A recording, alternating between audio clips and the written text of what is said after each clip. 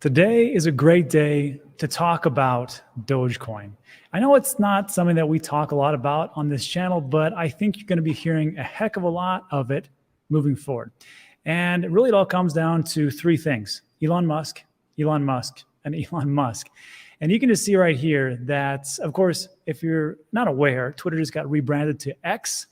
And now Twitter is just known as X. And this, of course, was the rebranding done by the owner, which would be Elon Musk.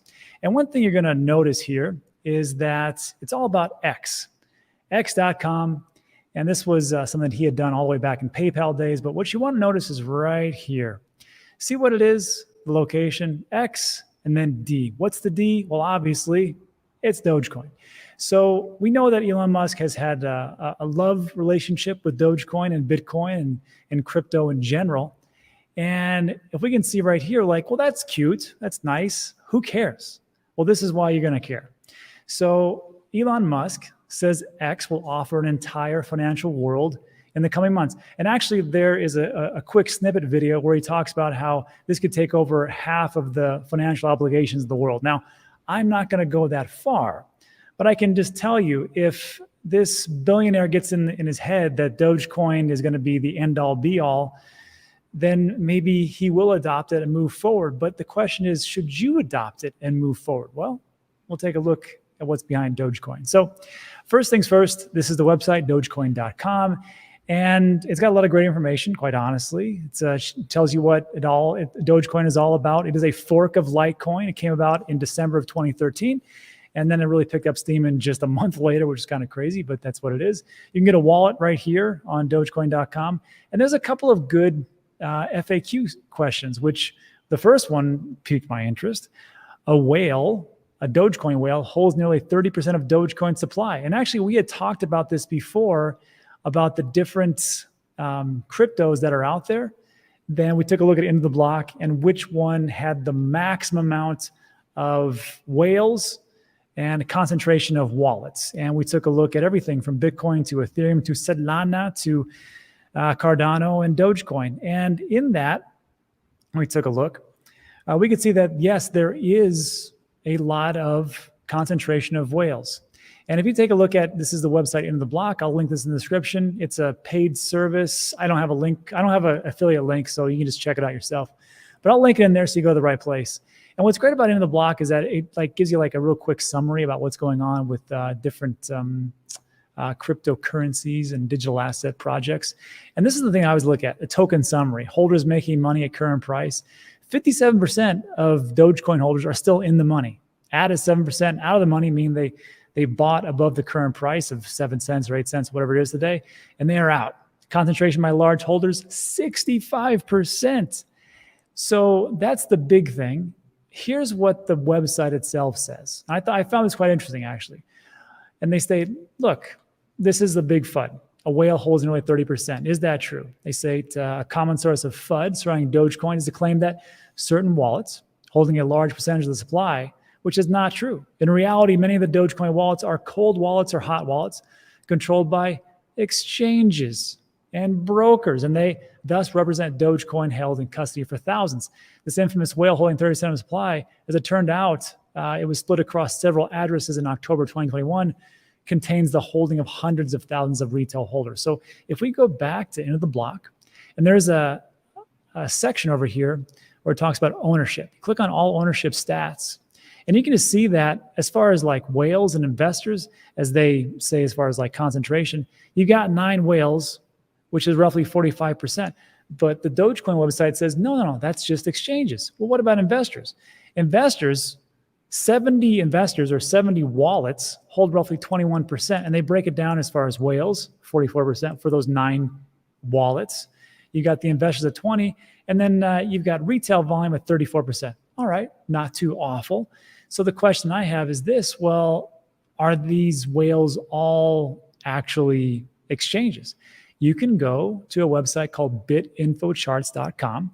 I'll link this in the description, and you can click on Dogecoin Rich List, and it'll show you the top addresses, the top wallets, and who owns what. So this wallet right here owns roughly 23.5%.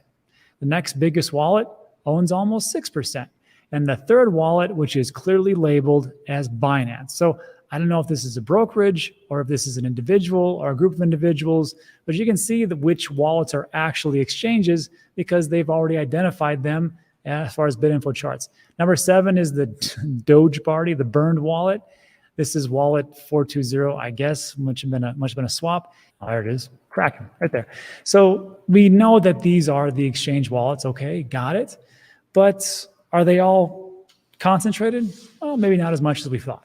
So there still is a large amount of concentration, and I'll leave it up to you to decide what you want to do with that information. But what about the statement that Doge has no utility because it's just a meme coin? First of all, Pepe coin is a meme coin, and that does absolutely nothing that I know of. It's ranked number 77 out of like the top 100. I don't know what it's doing there, but if you're going to invest into it, I mean, hey, take a risk. What am I going to do? I'm not your dad.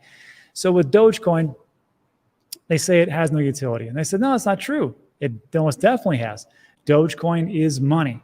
And again, sometimes it's not what you or I think. Sometimes it's what the masses think. And this is in the mind of Elon Musk of what he's thinking about as far as Dogecoin and how it all pertains to the global market. So this is about a minute long. Just take a listen. I played a significant role in creating PayPal. Right.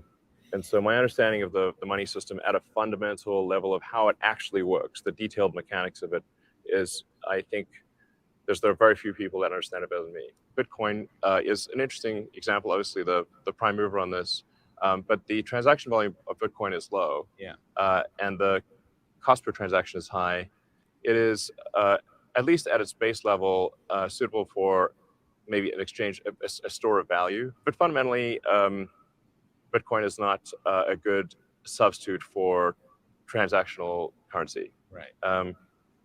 And even though it was created as a silly joke, Dogecoin is better suited for transactions. Why is that? The total transaction flow that you can do with Dogecoin is substantially more than, like, transactions per day is much higher than, has much higher potential than Bitcoin. It is slightly inflationary, but that inflationary number is a fixed number as opposed to a percentage. Right. So that means over time, its percentage inflation actually decreases. And that's actually good because it encourages people to spend and rather than sort of hoard it as a store of value. So yeah, that gets you kind of into the mind of what Elon Musk is thinking, because he's really just saying to us is like, look, I believe that Dogecoin is better for transactions. I believe that Bitcoin is for a store of value. And that's just kind of like where he's going and moving forward. So I know right now people are screaming at the screen going, Rob, but what about Lightning Network? And what about XRP? And what about fill in the blank of your favorite altcoin? I get it.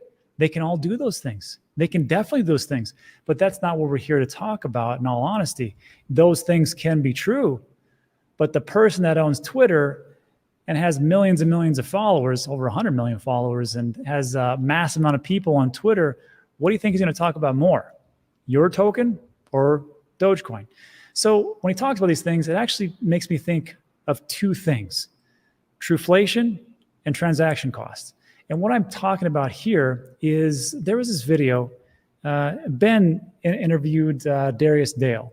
He's a CEO of 42 Macro. And one of the things that he talked about, well, he said, Darius says, I know that there's this great website called Trueflation, and it gives us really accurate data information as far as like what the actual inflation numbers are. He goes, and that's great, and I'm sure it's accurate. He goes, but do you think I really care about that? He says, no, I don't care about that, even though it's more accurate. What I care about is what Jerome Powell is thinking and what kind of reports he takes a look at, because what he takes a look at is how it's going to affect the overall market. So sometimes it doesn't matter just being right. Then I just talking about the things that people are thinking and what they believe moving forward. And the next thing I think about is transaction cost, because what Elon Musk was talking about was he's talking about the transaction volume. But if we take a look at the cost itself, because that's the big thing. Everybody wants it faster and cheaper, right? So you'll notice that no one really talks about Ethereum as being a great transactional host. That's not it. The gas fees are ridiculous and it's crazy. That's why L2s are going to really jump up the market moving into 2024 and 2025. Average transaction cost, because remember, this is a fork of Litecoin in 2013. And we can just see that, in all honesty, it's pretty low. I mean, transaction costs here, what do we got? At the high, $2. And that was in 2021. Of course, that was the very, very tip top. But if we see like average transaction cost, not too bad. And if we overlay that with, let's say, XRP, Dogecoin, actually much higher, which again, I'm not debating the fact that XRP is actually lower. I'm just telling you what it is. If we take a look at ETH, which would be the largest one, ETH is in blue, it's way higher. Then of course, we take a look at Bitcoin, it's much more than that. And of course, we take a look at Litecoin, kind of like evens everything out. So in all honesty, if Elon believes that the transaction cost of Dogecoin is going to be just fine, especially as he makes it to the masses, I think that over time, and we take a look at this in the peak flows of what is happening with Dogecoin, it's the same thing that happened with Bitcoin. Everybody said that this was going to be great for transactions. And we saw that Bitcoin in 2017, 2021 went up through the roof. And we can just see here that on May 6, 2021, the average transaction fee for Dogecoin, $2.50. Then, of course, over here, March 10, 2022, something happened, probably some kind of upgrade. And we can just see that there are peaks and valleys. That's people not really using it too much. However, longevity. And this will be the last piece. And when I think about Dogecoin and people make fun of it, we always made fun of it. We always just think, it's kind of goofy. But if you look at historically, again, it was created in 2013 in December. If we do a historical snapshot, February 2014, which is just a couple months later, you can see that Dogecoin was number 7. Always pay attention to those projects that hang around. There's Bitcoin, there's Litecoin, there's XRP. I don't know what Peercoin is. NXT, Omni, Quark, Megacoin. I have no idea what this stuff is. 2015, how did it do? Number 7. How about 2016? It's number 5. I take that back. So, wow, look at that, 2016. What about 2017 when we had that big bull run? And we see that Dogecoin is number 17, still in the top 20, not too bad. Again, that's 2014, 15, 16, 17. What about 2018, 5 years later? Well, we can come down here and we can see that it's fallen off a little bit, coming down, number 44. How about 2019? Still in the top 50. 2019, we can see that actually moving down. Number 24. How about 2020? It should have dropped off by then, right? 2020, we're taking a look at Dogecoin, number 34. How about in the last bull cycle? It should have dropped off, right? Dogecoin? No, number 10. How about 2022, just last year? You see where I'm going? It's number 11. This project, even though we make fun of it and we think that it's like nothing, we can take a look and say, wow, this has been around quite some time.